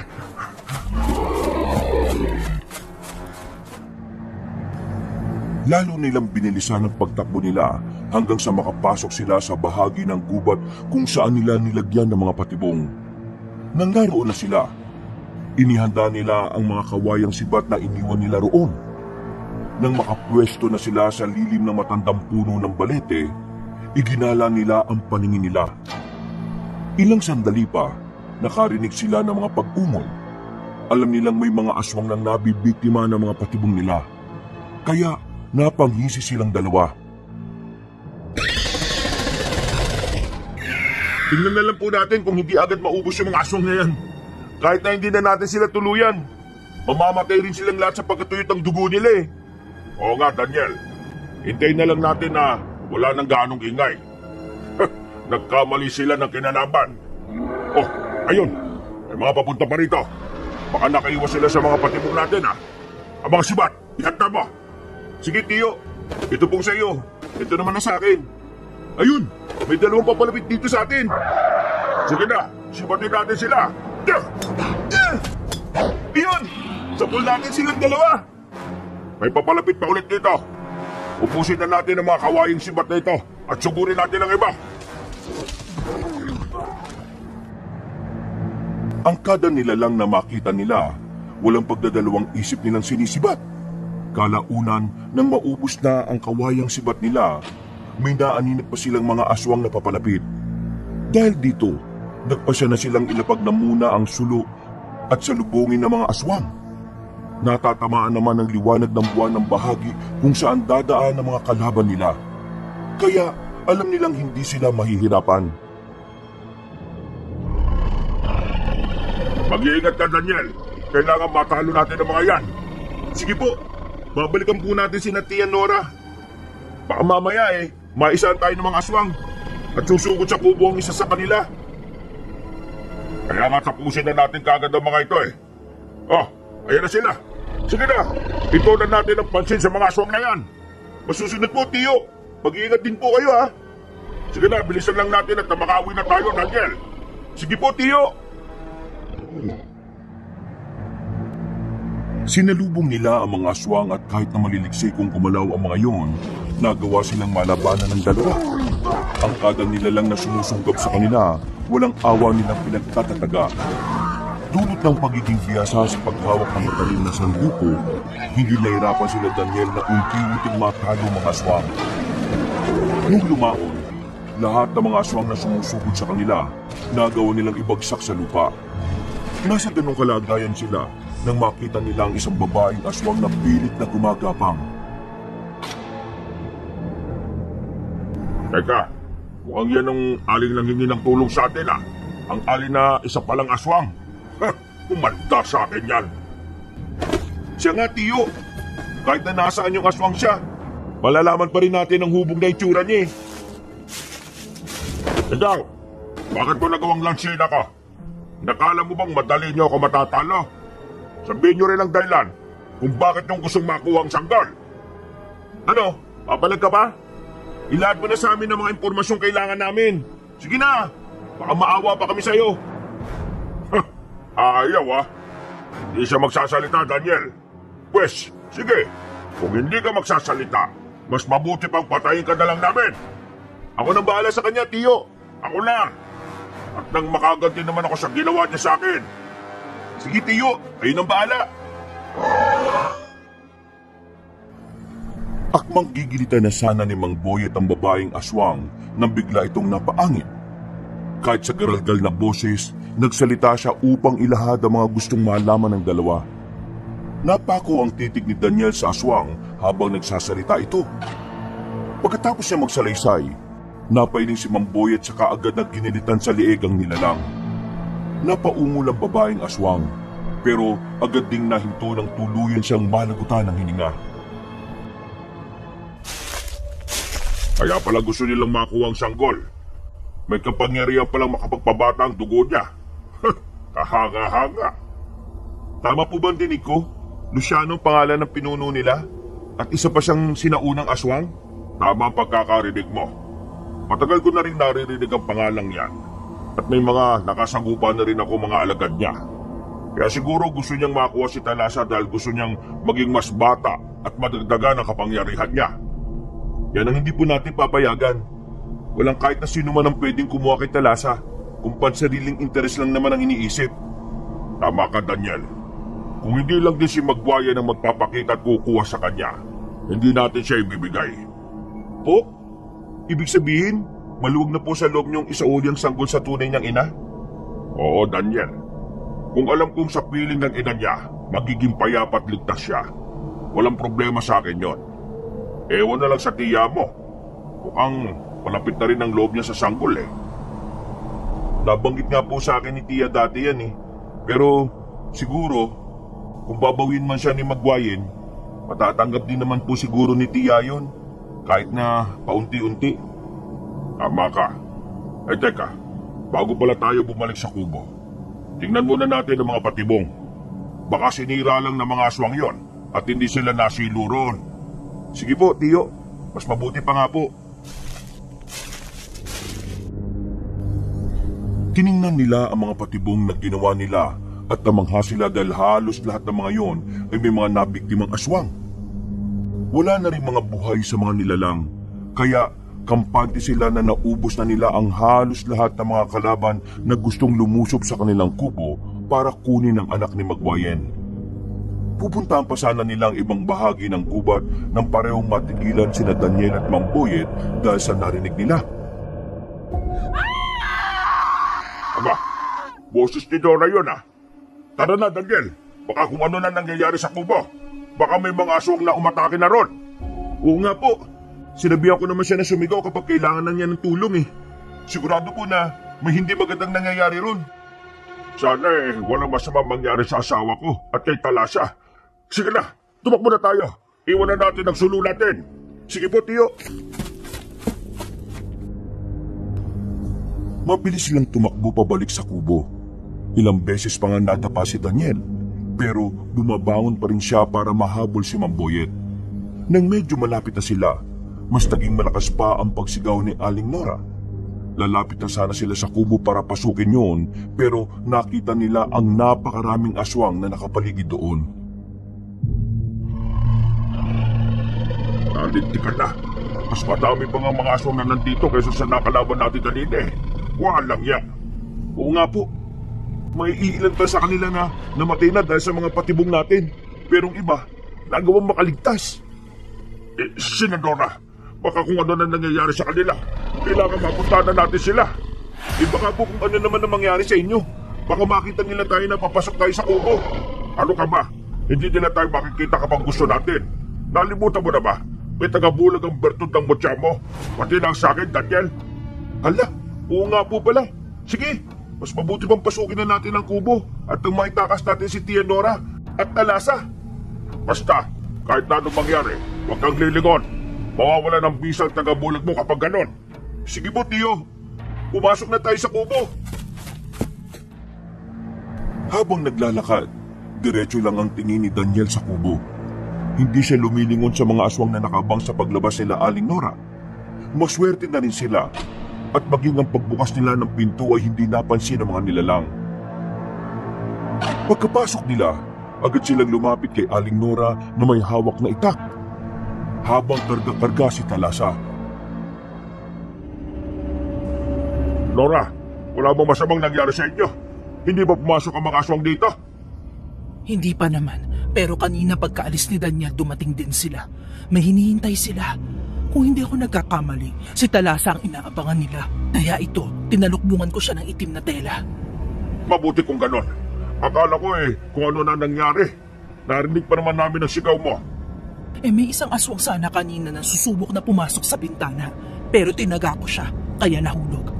Hindi ko nga alam kung buhay pa ba yun o patay na eh. Dahil nabuksan ng bahagya ang bintana, doon ko nalaman na may iba pa palang aswang na nandito. Ayun, sumigaw na ako. Mabuti na lang at nakarating kagad kami rito. Teka, bakit para bang hindi sila gumagalaw? Parang may importanteng bagay silang hinihintay. Aba, hindi ko alam, Boyet. Teka, susubukan ko ngang silipin ulit. Wag na. Kamamaya makita pa nila si Talasa. Alam kong alam nila na nandito na siya. Pero ang pinagtataka ko lang, wala silang ginagawang aksyon. Tiyo Boyet, Tiyo Nora, tingnan niyo po yung mga aswang Parang nagbabalak na umatake dito. Sige, maganda tayo. Nora, ikaw na bala sa sanggol ha. Protektahan mo siya. Lalabanan namin ang mga aswang na yan. Tiyo, napapaligiran po nila yung kubo natin. At may mga yabag din ako nadidinig sa bubungan. Malamang, pati dyan may aswang din. Hindi na natin may tatago si Talasa. Ang gawin na lang natin, protektahan siya at huwag hayaang maagaw siya ng mga aswang. Nasa ganong kalagayan sila nang magsiangilan ng mga aswang. Nabahala silang tatlo. Kaya noon din, nagpasya silang lumabas sa pamamagitan ng pintuang nasa bandang likuran ng kubo. Nakita rin ni Daniel na iilan lang ang mga aswang na naroon. Kaya hindi sila madaling nasukol. Dahil inalalayan ni Bamboyet ang asawa niya, nauna nang maglakad ang binata. Marahan niyang binuksan ang pintuan at nang makita niya ang dalawang aswang na nakatayo malapit roon, nilundagan niya sila at pinagtatataga. Tiyo! Tiya! Wala nang ibang aswang dito! Alis lahat po sila! Nasa tapat na ng kubo! Makakadaan na tayo dito! Sige, kailangan hindi nila tayo mapansin. Iisipin nilang nasa loob pa rin ng bahay si Talasa at si Nora. Kaya doon nila itututok ang atensyon nila. Maiisahan din natin ang mga aswang na yan. Pero teka, sandali. May naaamoy ba kayo? Amoy putik! Ano kaya yan? Sobrang tapang! Hindi maganda ang kutob ko sa amoy na yan. Tara na, baka mamaya yan palang hinihintay ng mga aswang na yan. Diretso na lang tayo ng paglalakad dito. Kapag lilihis pa tayo, magiging madali sa mga aswang na yan na makita tayo. Opo, maghanap na rin tayo ng mapagtataguan. Kapag nakapagtago na kayo, at kung alam namin na ligtas na kayo, haharapin namin ang mga nilalang na yan. Tutulong ako. Hindi ko kayo pababayaan. Paano si Talasa? Kailangan hindi sila magtagumpay. Kakailanganin nila ang dugo niya para bumalik sa pagkabata at mag-iba yung lakas ng pinuno nilang si Luciano. Basta tutulong ako. Marami ang mga aswang na yan. Payokong naglakad ang tatlo papunta sa malaking puno. Naisip nilang doon na muna sila magtago hanggang sa makalis sa mga aswang. Nasa kalagitnaan na sila ng paglalakad nang makarinig sila ng mga kalabog. Napalingon si Daniel at natigilan siya nang makitang tuluyan ng sinira ng mga aswang ang kubo. Dahil bumagsak ang kubo, nakita sila ng mga aswang. Napaangil ang mga nilalang at ang bawat isa ay napangisi sa kanila at naghintay sa kung anong gagawin nilang tatlo. Hindi ka maaari. Sige na, Nora. Mauna ka na't iligtas mo si Talasa. Pipigilan namin ang mga aswang na yan para hindi sila makalapit sa sanggol. Sige, pero maghahanap lang ako ng mapagtataguan ko kay Talasa. Gusto kong tumulong sa inyo sa pakikipaglaban. Kayo pong bahala. Basta siguraduhin natin na hindi magtatagumpay ang mga aswang sa binabalak nila kay Talasa.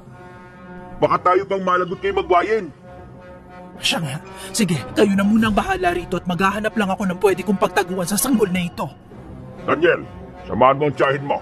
Ako na munang bahala sa mga aswang na yan. Hindi ako susugod hanggat hindi kayo nakakabalik dito. Babantayan ko lang at sisiguraduhin na hindi nila makukuha ang sanggol. Sige po, Tiyo. Mas mabuti nga yan naisip nyo. Tiyo Nora, tara na po. May nakita akong malaking puno na malapit sa mga patibong namin. Doon na muna natin itago si Talasa. Kung may aswang man nasusugod sa kanya, bago pa man sila makalapit patay na sila dahil sa patibong. Inalalayan ni Daniel ang tiyahin niya hanggang sa makarating na sila sa bahagi kung saan may patibong sila. Nasa kalagitnaan sila ng paglalakad nang makita nila ang matandang babae na papalapit sa kanilang pwesto. Nagulat sina Daniel roon, kaya natigilan sila. Humakbang na rin ang binata patungo sa harapan ni Aling Nora para proteksyonan ang ali at ang sanggol. Walang ano-ano, may narinig silang mga kaluskos sa paligid at maging mga huni ng aswang. Ibigay niyo sa akin ang sanggol na yan. Kung hindi, mapipilitan akong labanan kayo! At bakit? Huwag niyo pong sabihin na isa ka rin sa mga aswang na gustong kumuha sa sanggol na ito. Malamang isa nga siyang aswang. Hoy, tanda! Wala kang karapatan sa sanggol na ito. Anak namin ito at kahit na anong mangyari, hindi namin ito ibibigay sa'yo. Walang karapatan? Kung may isang tao man na mayroong karapatan sa kanya, ako yon. Akala mo ba hindi ko alam? Anak yan ni Magwayen at kinupkup lang ninyo sa kainangkin bilang totoo niyong anak. Anong pinagsasasabi mo, ha? Ano naman kung kinupkup lang namin siya? Anak na ang turing ko sa kanya at walang ibang may karapatan para kunin siya kung hindi si Magwayen lang. Tama po si Tia Nora, Lola Maggie. Kung ako sa inyo, mas mabuti pang umalis ka na lang. Kung hindi ka isang aswang, pues nandito mga nilalang na yon. Gusto nilang kunin si Talasa.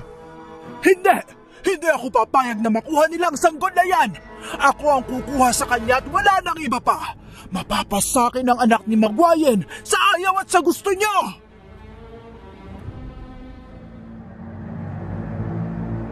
Magsasalita pa sana si Daniel, pero napahinto siya nang may makita siyang 5 nilalang na papalapit sa kanila. Nakatitig ang mga yon sa sanggol, kaya alam na ng binata na yun ang pakay nila. Nang sumugod ang 5 aswang, sinalubong sila ni Daniel. Nagulat pa ang binata nang sa hindi niya inaasahan, tinulungan siya ni Lola Maggie. Namangha rin siya sa angking kakayahan na matanda sa pakikipaglaban. Dahil halatang biyasa siya, dahil sa pinagtulungan nilang dalawa, napatay nila ang 5 aswang na gustong sumugod sa kanila. Noon din, silang dalawa ng matanda ang nagkaharap. Ano po talaga ang pakay niyo sa sanggol? Bakit gano'n na lang ang kagustuhan niyong makuha siya? Basta, kung ano man ang pakay ko, sa akin na lang yon. Sa ayaw at sa gusto niyo, ibibigay niyo sa akin ang anak ni Magwayen. Pero alam naman ninyo na hindi pwede, di ba? Baka po kung ano ang gawin niyo sa kanya eh. Kung anak nga yan ni Magwayen, dapat lang na respetohin mo siya. Eh bakit ayaw niyo siyang ibigay sa akin? Kung talagang anak siya ni Magwayen, dapat pati ako, respetuhin niyo rin! At bakit ka naman namin igagalang, ha? Kung umasal ka parang hayop na mabangis. Ang paggalang, kusang ibinibigay, hindi yan pinupwersa. Sige, sabihin mo sa amin kung ano talagang pakay mo sa sanggol na ito. Mamamatay muna kayong lahat bago niyo malaman ang pakay ko. Sige, Daniel, labanan mo ako. At kapag napaslang kita, isusunod ko ang tiyahin mo! Sige, gawin mo kung anong nasa isipan mo. Kapag may ginawa kang masama sa pamangkin ko, sisiguruhin kong mamamatay rin ang sanggol na ito. Wala akong pakialam kung anak siya ni Magwayen o kung ano man ang koneksyon mo sa kanya. Huwag na, Tia. Kaya ko naman labanan na matandang to eh. Umatras ka, tanda. Kung hindi, gigilitan ko to sa leeg. Huwag. Sige na. Aamin na ako. Wala na rin namang saysay kung magsisekreto pa ako eh. Ako ang... Hindi na ipagpatuloy na matanda ang sasabihin niya. Nang marinig ni Daniel ang boses ng tiyuhin niya, napalingon siya rito. Napalunok na lang ang binata ng laway niya nang makitang hinahabol ng maraming aswang si Mamboyet. Dahil dito, salip na harapin ng matanda, sinalubong niya ang tiyo niya at hinarangan ng mga aswang para hindi makalapit kina Aling Nora.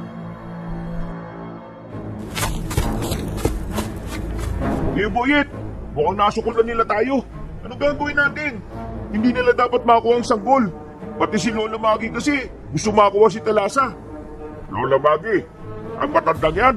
Bakit? Anong rason niya at gusto niya makuha ang anak ni Magwayen?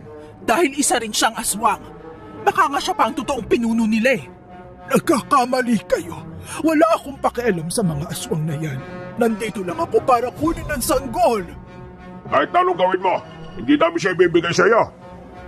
Yan nga rin po sinabi ko eh, pero matigas ang ulo niya. Nasa ganong sitwasyon sila nang nagtaka si Daniel nang makita nilang bigla ang pagluhod ng mga aswang. Napakunot noo siya at napatanong sa sarili niya kung ano ang nangyayari. Lilingon pa sana siya kay Lola Maggie dahil tinutuban siya ng hindi maganda sa matanda.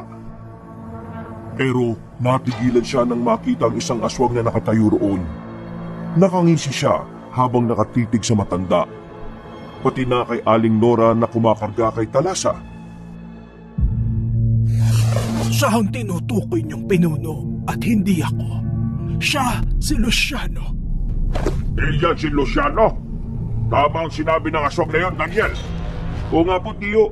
Sobrang tanda na niya at halos butot balat na lang siya. Amoy ko rin ang samyo niya parang lupa. Sigurado na siya ang naamoy ko kanina. Hindi ko akalain na nandito ka rin, Maggie. Ano? Nandito ka ba para sumama sa akin, pangkat? Kahit kailan, hindi ako sasama at aanib sa mga katulad nyo. Mga salot sa lipunan. At alam ko na kung bakit ka nandito. Gusto mong makuha ang kakambal mo para mahigop mo rin ang enerhiya niya. Sa parang yon, magiging bata ulit ang mukha mo. Wala kang pakialam sa gagawin ko. Kakambal ko ang sanggol na yan at bahala na ako sa gagawin ko sa kanya.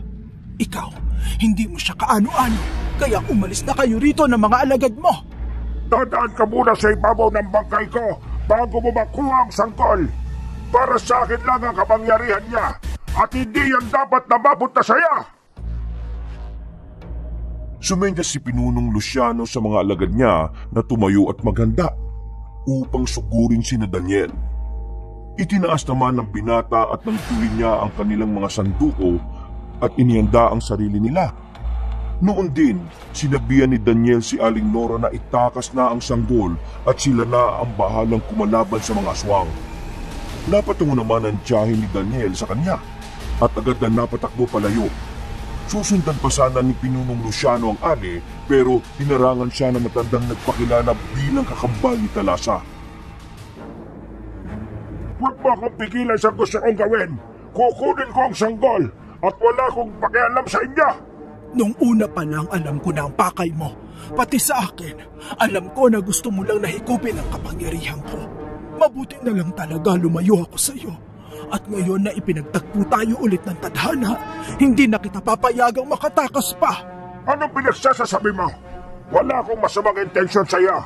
Minahal kita noon, pero ang bigong pagmamahal na yon ang nagtulak sa akin sa kasamaan. Anong nagtulak ang pinagsasasabi mo? Nung una pa lang, alam ko na kung anong katauhan mo. Inisip ko lang na baka magbabago ka, pero mali ako.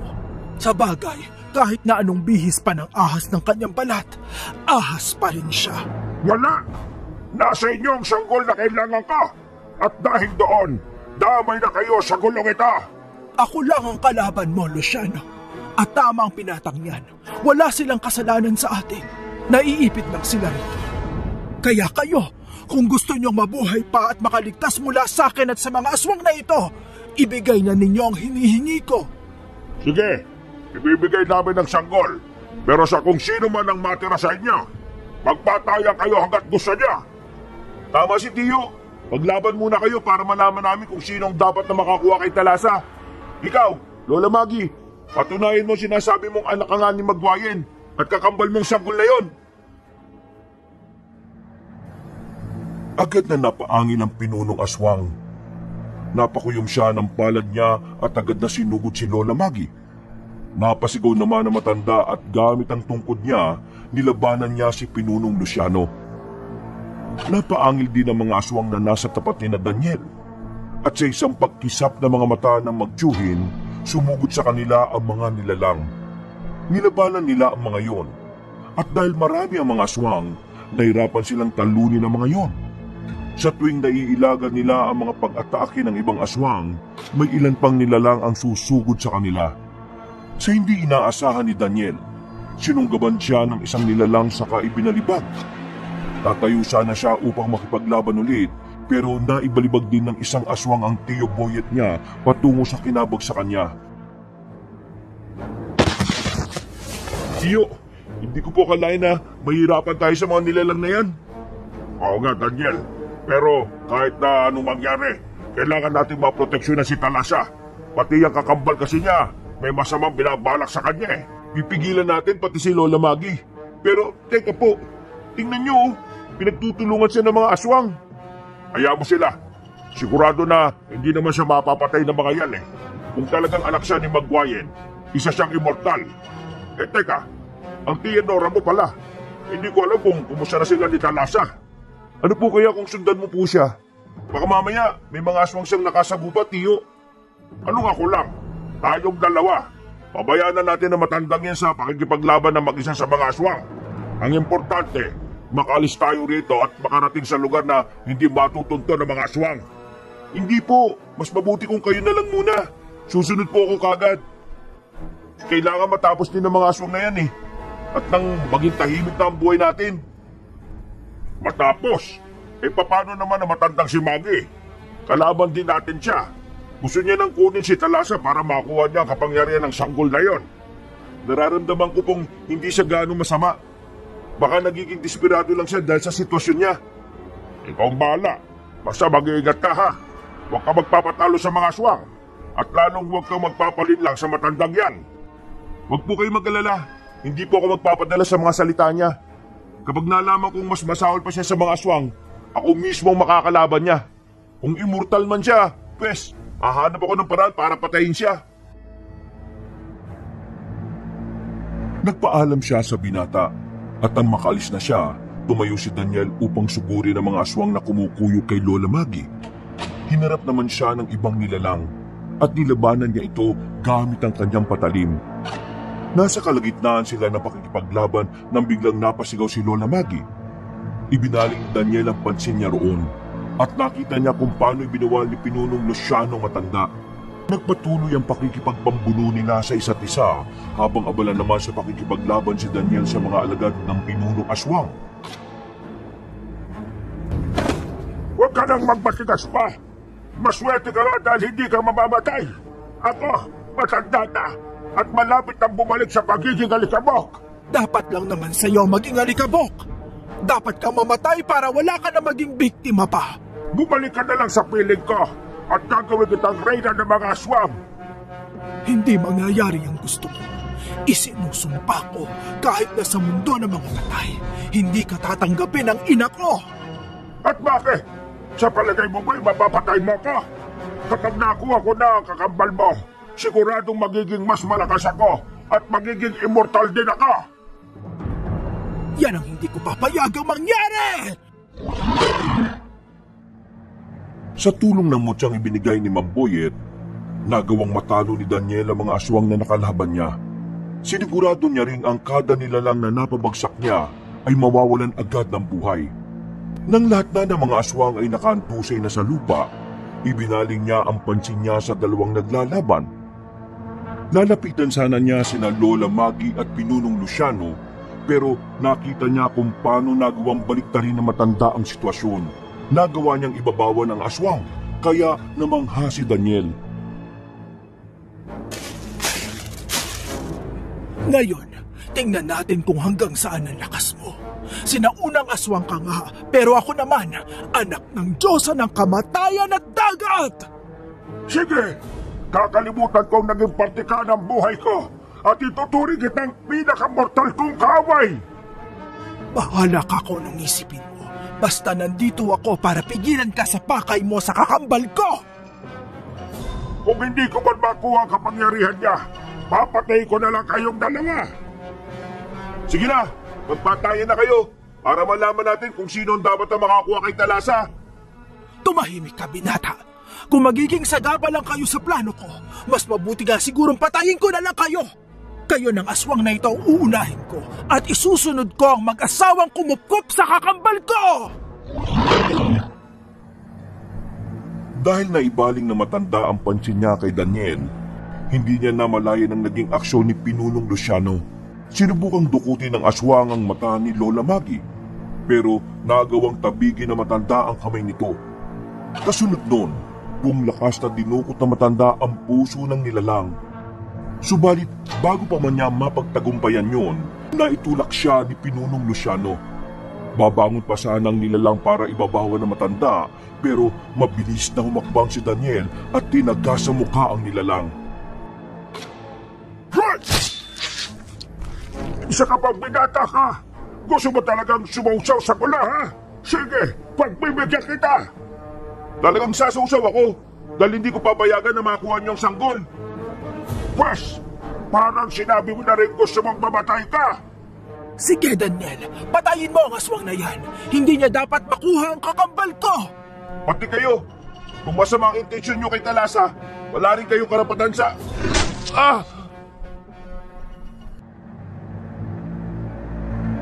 Nagulat si Daniel nang bigla siyang sinakal ng aswang. Bago pa man siya mawala ng lakas, itinaas niya ang sanduko niya. Sinubukan pang tabigin yun ng pinunong aswang, ngunit nagawa niyang iiwas ang kamay niyang may hawak na itak. Nang mapansin ni Daniel na sinusubukang higpitan ng aswang ang pagkakasakal sa kanya, buong lakas niyang isinaksak ang patalim na hawak niya sa mata ng nilalang. Nabitiwan siya nito, kaya nagkaroon ulit ng pagkakataon ng binata para tagain ang nilalang sa leeg. Sa hindi niya inaasahan, nagawang masalag ni Pinunong Luciano ang sanduko niya. Hinawakan siya nito sa braso at buong lakas na ibinalibag. Napasa po si Daniel sa bewang niya. Napako rin ang tingin niya kay Pinunong Luciano nang inatake ito ni Lola Maggie. Walang inata! Kahit na mapasay mo lang ako, hihintayin kita sa kabilang buhay. Kapag nakita kita sa mundo ng ina mo, papatay kita ng paulit-ulit! Saka ka na magsalita pag nandun na tayo. Sa ngayon, namnamin mo ang tamis ng kamatayan mo! Kung masama ako, wala ka rin kasing sama. Sarili mo kakambal, papatayin mo! Tama na! Wala nang saysay ang mga salita mo. Pagkawigan ni Lola Maggie, sinikap niyang madukot ang lalamunan ng pinunong aswang. Kasunod nito, binali niya ang leeg saka inumpog ang ulo sa bato. Napatitig si Daniel sa matanda at hindi niya inaasahan ang magiging kahinatnan ni Pinunong Luciano sa kanya. Nang maisip niyang may kakayahan ding pumatay si Lola Maggie, inihanda niya ang sanduko niya. Noon din, tumayo ang matanda at tumarap sa kanya. Wala akong ibang ginusto simula pa nung una kung hindi ang makita ang kakambal ko. At bakit po? Para mapatay mo siya at makuha ang kapangyarihan niya? Para maging bata rin ang itsura mo? Hindi mo naiintindihan, Daniel. Naging sarado ang isipan ninyo dahil ayaw niyong ibigay ang sanggol. Sina Tio Boyet at Tia Nora po ang kumukup sa kanya. Ikaw, basta ka nalang nagpakita sa amin at inako na kakambal mo si Talasa. Kung talagang ayaw niyong ibigay sa akin ang kapatid ko, mapipilitan akong gawin sa inyo ang ginawa ko kay Luciano. Sige, subukan mo. Bago mo pa maisagawa ang banta mo, sisiguraduhin namin na mawawalan ka na ng kakayahan. Tio Boyet, Tia Nora. Ngayong nandito na kayo, handa na ba kayong ibigay sa akin ang kakambal ko? Nagkakamali ka. Nandito kami para saksihan kung paano ka matatalo. Namatay na palang pinunong aswang. Pasalamat ka at may pagka-immortal ka. Kung wala, sigurado na ikaw na ang susunod. Matalas ang dila mo, babae. Hindi mo yata kilala ang kinakalaban nyo. Mamili kayo. Ibibigay niyo sa akin ang kakambal ko o isusumpa ko ang buong angkan ninyo. Hindi kami natatakot sa mga sumpa mo. Alam namin na kung ikukumpara ang buhay namin at nang sa iyo, mas matindi pa rin ang sumpang inabot mo, tanda.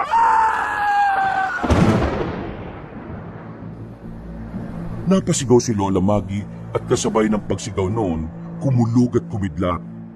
Dahil sa nangyari, napayak ng malakas si Talasa. Namulagat naman ang mga mata na matanda at sinubukan niyang atakin si Aling Nora.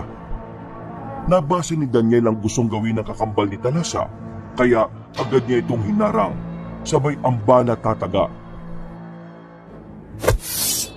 Sige, umakbang ka ba? Kahit isang beses, gigilitan kita ng leeg. Kung immortal ka man, paulit-ulit kang mabubuhay, hindi rin ako magsasawang tagain ka ng paulit-ulit. Hindi po namin ibibigay sa inyong sanggol na yan. Maawa kayo sa akin. Wala naman akong balak na patayin siya. Kakambal ko ang sanggol na yan at hindi ko maatim na saktan ang kadugo ko. Huwag ka na magdrama, tanda. Alam namin na kapag kinuha mo ang kung anumang kapangyarihan ng sanggol na karga ni Dora, mamamatay yan. Matagal na kami sa pagiging manunugis, kaya hindi mo kami maiisahan. Ipinanganak ako bilang isang mortal at hindi ko natapasan ng mabuti ang kabataan ko. Naging mabilis ang pagtanda ko at hanggang ngayon hindi pa rin ako namamatay. Kung hindi dahil sa babaylan na nakakita sa akin sa gubat nung bata pa ako, baka walang nagkupkup sa akin. Sa kanya ko rin nalaman ang patungkol sa ina kong si Magwayin at ang kakambal kong isang sanggol. Matanda ka na para magdrama. Kung talagang wala kang masamang binabala kay Thalassa, hindi mo na sana siya sinubukan dukutin noon. Tama si Tia Nora. Naiintindihan ka po namin. Pero hindi namin isasakripisyo ang sanggol na itinuring na nilang tunay na anak. Hindi na nakasagot si Lola Maggie. Bigla siyang napalood at lalo siyang umiyak. Nagmakaawa siya kina Daniel na ibigay ang sanggol at gagawa niya ng paraan para magkaroon ng supling ang mag-asawa. Napailing si Mang Boyet nang marinig nila ang sinabi ng matanda. Napatawa naman si Daniel dahil sa tinuran ni Lola Maggie. Dahil sa naging reaksyon nilang tatlo, naging iba ang ekspresyon ng mukha niya. Nanlisik ang kanyang mga mata at napakuyom siya ng palad. Akmang aatake na sana niya si Daniel nang biglang kumulog at kumidlat. May narinig din silang ingay ng alon na animoy nagngangalit. Walang ano-ano, may nakita silang isang makalumang balangay na nakalutang sa ere. Nandiyan na ang aming ina. Sigurado akong parurusahan niya kayo dahil sa ginawa ninyo. Ikaw po ang dapat na parusahan. Sarili mo lang ang iniisip mo eh. Wala kang pakialam kung ano man ang mangyayari sa kakambal mo. Si Magwayin na. Mababa na siya rito. Nora, maganda ka. Hindi natin alam kung ano ang pwedeng gawin niya sa atin. Ang sanggol, protektahan mo. Sige, Boyet. Ako nang bahala kay Thalassa. Lumapag sa lupa ang isang Diyosang lula ng lumulutang na balangay. Biglang napayak si Thalassa at napayuko naman si Lola Maggie. Iginala ni Magwayin ang paningin niya kina Daniel. Lumakas ang kabog ng puso ng binata. Hindi niya inakala makakarap niya ang kinatatakutan at iginagalang na Diyosa. Kagalang-galang na Diyos ang Magwayin. Mahal na diwata ng dagat at kamatayan! Ano ang kaguluhang nagaganap dito? Bakit marami ang mga bangkay na nagkalat at may mga kaluluwang pag-alagala rito? Mahal na inang Magwayin, patawad po. Itong mga mortal na ito gusto nilang kunin ang kakambal ko. Nais din nilang patayin siya para makuha ang kapangyarihan niya. Sinungaling! Wala kami masamang intensyon sa sanggol. Inalagaan namin siya at inaruga. Ginulo mo lang ang buhay namin eh. Kasama ng mga aswang na yan. Kayo may gustong kunin ng sanggol para sa pansariling interes ninyo. Huwag mong paligtarin ang sitwasyon. Hindi ko magagawang saktan ang kakambal ko. Tama na! Anong akala niyo sa akin? Bulag at bingil? Hindi makakita at hindi makarinig? Ikaw, Maggie, alam kong ikaw ang may kasalanan, pero hindi rin kita masisisi. Isinumpa kayong magkapatid ng dahil sa akin. At sa inyong dalawa, ikaw ang naghirap dahil naging mortal ka. Kung isinumpa po sila, bakit hindi nyo kalasin yon? Diyosa naman kayo, di ba? Hindi saklaw ng kapangyarihan ko ang ganong bagay. Ilang siglo rin akong naganap ng pwedeng maging lunas. At nandito na ako ngayon para ibigay sa kanila yon. Itong likido na ito na nakuha ko sa Bakunawa, ito ang magpapawalang bisa sa sumpa ninyo. E paano naman po itong sanggol? Kung isinumpa rin siya, ay iinumin din po ba ninyo siya ng likidong yan? Kukunin na po ba ninyo siya sa amin? Hindi sila nababagay sa mundong ito. Ang daigdig na ito'y puno ng paghihirap. Mga immortal sila. At para lang sa mga mortal ng mundong ito. Sige na, Nora. Kung yan ang magiging tulay para maging tahimik ang buhay natin at maging ligtas din ng sanggol, ibigay na natin siya sa ina niya. Parang hindi ko kaya, Boyet. Napamahal na si Thalassa sa akin. Kung ibibigay ko siya, paano na tayo? Mawawalan ulit ng saysay ang buhay natin. Sa una lang naman yan. Balang araw masasanay rin tayo na wala ang sanggol. Masaya naman tayo na si Daniel lang ang kasama natin sa buhay, hindi ba? Sige na, mas magiging ligtas si Talasa sa piling ng tunay na ina. Tama ka, lalaki. Dadaling ko ang kambal kong anak sa aking daigdig. Doon, ligtas silang dalawa. Napatango ang mag-asawa. Kalaunan, nakumbinsi ni Mang Robert si Aling Nora na ibigay na ang sanggol kay Magwayen. Maging si Daniel ay nakaramdam ng lungkot. Pero nang marinig niya ang pagtawa ni Talasa habang papalapit ang mag-asawa kay Magwayen, napalitan ng saya ang nararamdaman nila. Ang buong akala ko, makakawala ako sa sumpa kung kukunin ko ang kapangyarihan ng kambal ko o kung papatayin ko siya. Mabuti na lang talaga, hindi natuloy ang binabalak ko at napangalagaan ko pa siya laban sa mga aswang. Patawad, Daniel, Boyet, Nora. Ayos lang po yun, Lola Maggie. Naintindihan ko po kayo. Ramdam ko naman na hindi kayo likas na masama Nang makalapit na sina Mang Boyet at Aling Nora kay Magwayen, sinenyasan din ng Diyosa si Lola Maggie na lumapit sa kanya. Noon din, may kinuha siyang isang maliit na bote. Ipinainom niya yung kay Lola Maggie at kay Talasa. Ilang sandali pa, biglang naramdaman ni Aling Nora ang pagbigat ng sanggol na karga niya. Kaya inilipag niya si Talasa sa lupa. Ilang sandali lang, parehong nagbago ng anyo sina Talasa at Lola Maggie. Naging mga magagandang dalaga sila na merong mga batok sa katawan. Maraming salamat sa pag-aalaga niyo sa kakambal ko. Kung hindi niyo siya naprotektahan, baka kung ano na ang nangyari sa kanya. Maraming salamat po, Nanay Nora, Tatay Boyet. Sa iyo rin, Daniel. Huwag kayong mag-alala. Kung papayagan ako, bibisita ako sa inyo. Papayagan kita, pero sa panaginip lang. Ngayong wala na kayong sumpa, pwede ko na kayong dalhin pabalik sa atin. Magpaalam na kayo sa mga taong yan. Paalam po sa inyong tatlo. Hanggang sa muli nating pagkikita, mga kaibigan. Paalam din sa inyo. Masaya kaming nakilala namin kayo. Talasa, maraming salamat sa pagpapasaya mo sa amin. Gusto ko lang sabihin na ang mga araw na kasama ka namin ang pinakamasayang tagpo sa buhay ko.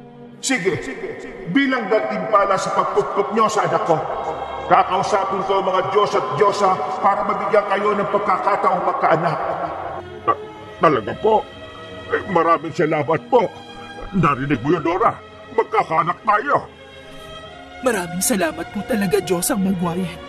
Hayaan niyo, madalas kaming mag-aalay para sa inyo bilang pagpapasalamat. Napangiti ang Diyosa sa tatlo. Noon din, unti-unti silang umangat sa lupa. Habang nasa ganoong sitwasyon, hindi tumigil sa pagkaway ang kambal na anak ni Magwayen. Gumanti na rin ang kaway sina Daniel at habang ginagawa nila yon, hindi na napigilan ni Aling Nora ang mapaiyak.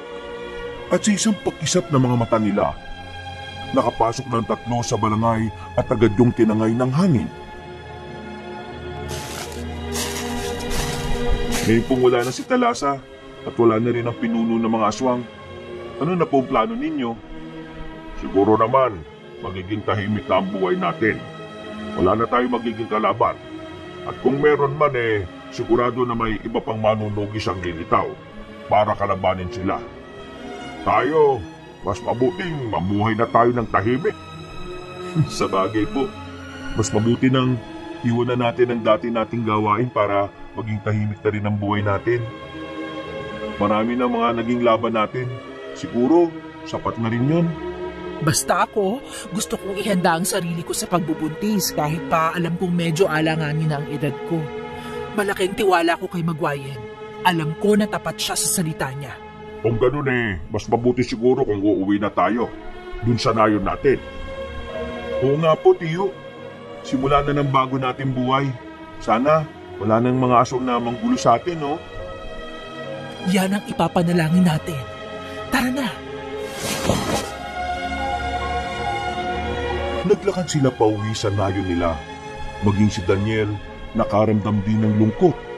Pero isinantabi na lamang niya yon. Pagdating nila sa baryo nila, nagtaka ang mga tao kung saan sila nanggaling. Hindi naman nila sinabi ang totoo at nagdahilan silang may inasikaso silang importanteng bagay. Magmula noon, matiwasay silang namuhay sa nayon nila. Bumalik na rin sa pangingisda sina Daniel at Mang Boyet.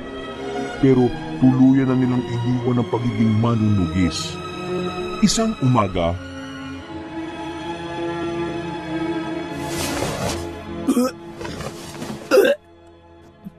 Boyet, hindi maganda ang pakiramdam ko.